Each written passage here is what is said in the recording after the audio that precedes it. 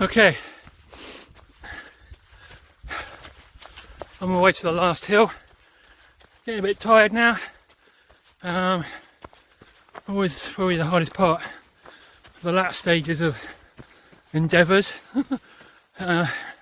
Keep motivation up and stuff like that. What came to mind was fear.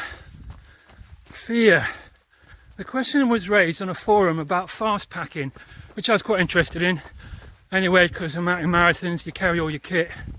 And I'm quite used to carrying stuff.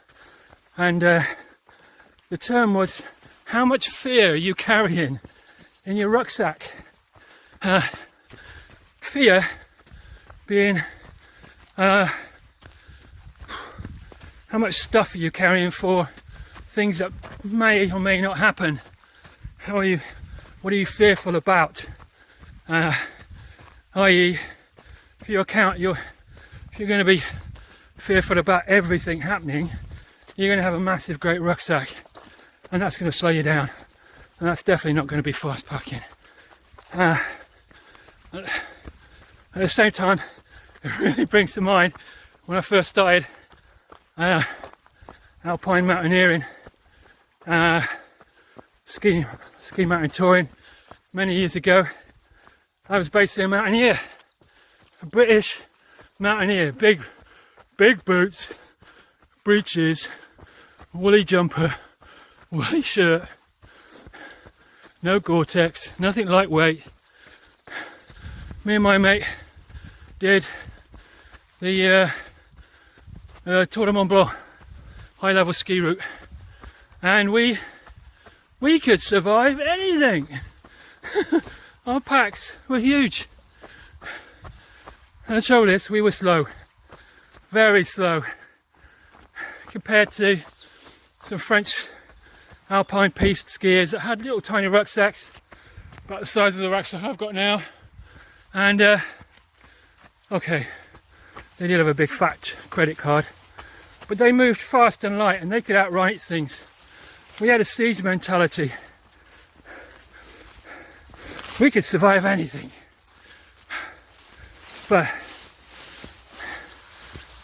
over the years I realised this is not the best way to go. Reduce your fear, in inverted commas. How much fear? Just carry what you need. Obviously, you got to be reasonably astute in your planning and take into account the most likely variables. But there's no need to plan for a snowholing trip with all the kit that you need in the middle of summer. Let's be practical. I've always got a rucksack with me. Probably that's just a squatty trait, I don't know. It's got useful stuff.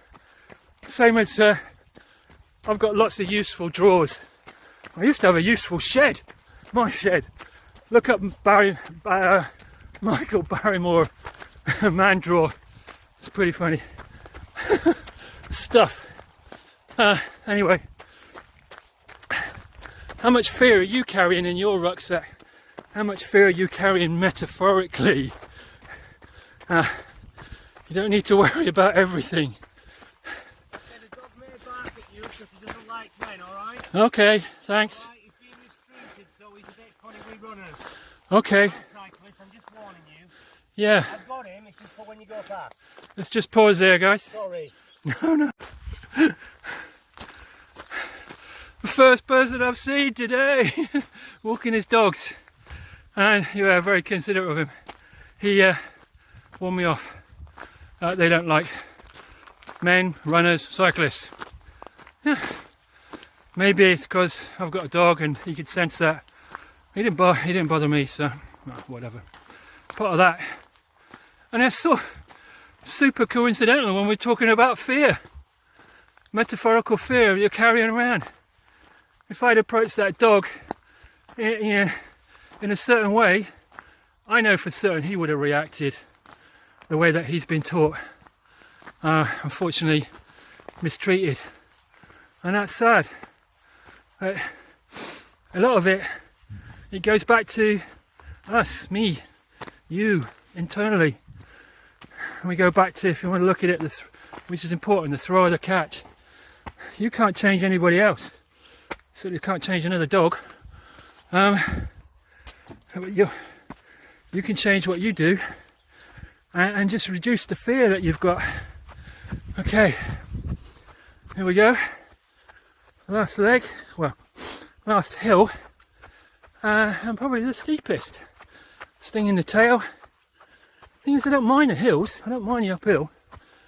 It's the downhill, especially when I've got the wrong trainers on. Well, that's by the by. I couldn't get one pair of trainers that would suit all the terrain, so I had to go with a happy medium, which is not great for the downhill pieces. Anyway, so we're on Clay Hill, and I'll see you. I've got to concentrate now. I'll see you at the top.